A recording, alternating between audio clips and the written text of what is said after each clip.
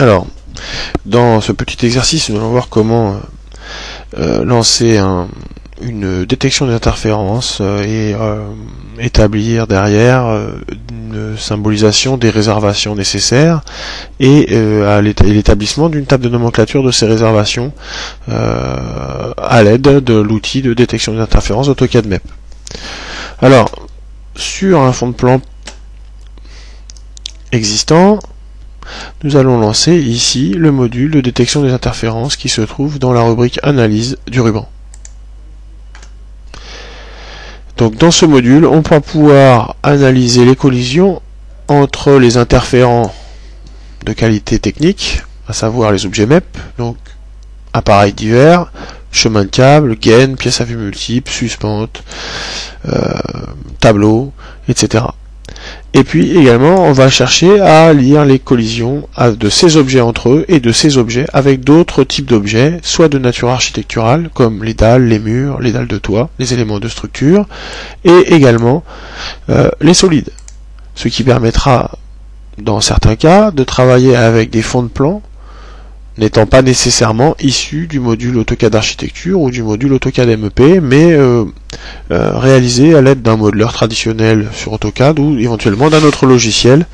Et donc, on pourra être à même d'extraire les informations de percussion, malgré un modèle n'étant pas un modèle natif d'Autodesk.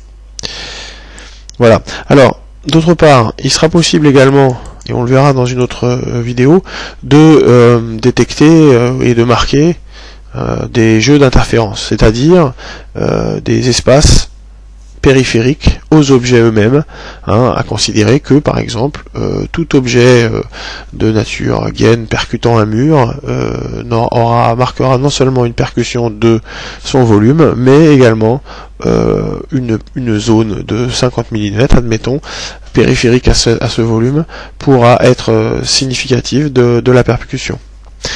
Donc dans cet exemple, nous n'allons pas mettre en place des jeux d'interférences, nous resterons sur des interférences lourdes. Donc voilà, alors nous allons chercher à organiser notre analyse autour des objets techniques, les objets techniques entre eux, et les objets techniques avec les objets traditionnels archi. D'accord? Donc ici, en bas de cette palette d'outils, nous pouvons également paramétrer un certain nombre de valeurs, à savoir le nom du symbole de réservation, d'accord, le fichier de contenu contenant ce symbole de réservation, et également le nom de l'étiquette qui va ensuite repérer la réservation, qui viendra également d'un fichier de contenu. À chaque percussion, le logiciel va marquer une masse élémentaire qui sera générée avec le volume de la percussion. Ces masses élémentaires, il est nécessaire de dire en tout cas au logiciel de conserver ces masses élémentaires après le module de détection des interférences. Donc ici, il faut impérativement cocher oui. Voilà. Alors une fois tout ça réglé, on peut démarrer l'analyse des interférences dans le modèle courant. Alors ouais, ça va assez vite. Il y a quand même presque 500 interférences. Non, 72 interférences détectées. Voilà. On va pouvoir maintenant, à l'aide de ce tableau, non seulement reclasser les informations de percussion en fonction, par exemple, de leur largeur, on peut les classer, et on peut surtout ici pister en fonction des objets interférents ce qui va être sujet à réservation ou pas. Donc dans un premier temps, on peut considérer que les interférences techniques, par exemple ici une collision gaine-gaine, va être soumise à l'analyse du spécialiste ou des spécialistes. En revanche, une percussion de nature gaine et mur de 350 par 200 fera quant à elle l'objet d'une réservation. Donc ça sont pour les règles, on va dire, de synthèse. Alors, vous avez pu remarquer qu'à chaque fois qu'on navigue, à chaque fois qu'on sélectionne une collision, eh bien, AutoCAD zoome sur l'endroit de cette collision. Depuis l'endroit de cette collision, on sera de toute façon à même de naviguer avec la molette. On pourra également prendre des dispositifs On pourra du style créer une coupure et créer un casse pour éviter un problème. On pourra également supprimer la collision, à considérer que le mur et un tuyau avec un diamètre de 40 ou des 50 n'est pas suffisant pour engendrer une condition de réservation. Alors on peut supprimer ce problème. On constate que la masse élémentaire a disparu. On peut supprimer des problèmes en chaîne. On peut considérer que par exemple tous les murs et tuyaux de moins de 200 sont des problèmes, moins de 200 de largeur, sont des problèmes ne nécessitant pas une analyse approfondie ni des spécialistes, ni d'application de réservation. Donc on peut supprimer ces problèmes. Voilà. Alors, on va faire la passe gain et tuyau qui serait sujette à analyse des spécialistes. On va supprimer tout ce qui est gain et gain. On va supprimer tout ce qui est gain et tuyau. Gain et raccord de gain.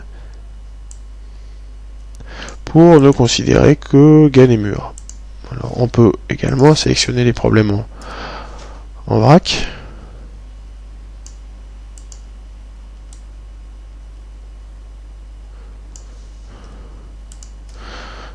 Et les supprimer tous d'un coup. Voilà. Pour ne garder que les objets interférents qui manifestement sont sujets à la création de réservation. Alors pour créer une réservation, il suffit encore une fois de naviguer sur le problème, puis ici dans le ruban contextuel de gestion des interférences, choisir ici de placer un symbole de réservation sur la pièce et une étiquette. Alors on le voit une fois terminé, effectivement, on a créé ici un papillon pour la réservation avec l'étiquette associée. Donc le papillon porte un numéro et ici l'étiquette également. On va pouvoir passer au problème suivant et encore une fois placer un symbole et une étiquette. D'accord? Alors l'analyse pourrait être longue, donc on peut également sélectionner tous les problèmes d'un seul coup et demander à AutoCAD MP de placer un symbole de réservation et une étiquette pour chaque problème. Le numéro d'ordre, bien sûr, va lui appartenir. Donc voilà, on peut maintenant regarder notre plan qui contient partout où on avait retenu les sujets, un symbole de réservation et un numéro. Voilà, donc cette passe sur l'analyse est terminée. Nous pouvons fermer maintenant le module de gestion des interférences. Voilà. Alors, dans un deuxième temps, il va être nécessaire de sortir un tableau de ces réservations qui sera, lui, construit sur la base d'une table de nomenclature. Donc pour ça, nous allons lancer la rubrique Annoter, choisir ici une nomenclature, par exemple une nomenclature de quantité de gain, va nous servir de pied d'appel pour aller chercher un style de nomenclature dédié aux collisions présent dans le dessin. Naturellement, il est nécessaire d'avoir un style de table de nomenclature dédié, présent dès le début de la manipulation. Alors, la nomenclature demande la sélection des pièces devant être comptabilisées. Donc là, par défaut, elle n'a sélectionné que les masses élémentaires. C'est pourquoi il était bien important de conserver ces masses élémentaires à la fin de l'analyse. Donc voilà, le logiciel a comptabilisé les pièces, d'accord. Il a préparé la matrice avec le nombre d'appareils de masse élémentaire. Il suffit maintenant de lui demander d'ajouter les jeux de propriétés nécessaires au remplissage de la grille. La table nomenclature est terminée. Chaque collision est repérée ici avec son numéro et ses dimensions. Bien entendu, si on supprime une collision, alors je vais en chercher une moindre, il convient d'abord non pas de supprimer l'étiquette ni le papillon, mais bien la masse élémentaire qui, elle, accroche à la fois le papillon et l'étiquette. Donc si je supprime maintenant la masse élémentaire, les trois entités ont disparu. Et bien sûr, la table de nomenclature n'est plus à jour. Donc, en la sélectionnant, on va lui demander de se mettre à jour. Et on constate que la collision numéro 6 n'est plus dans le tableau.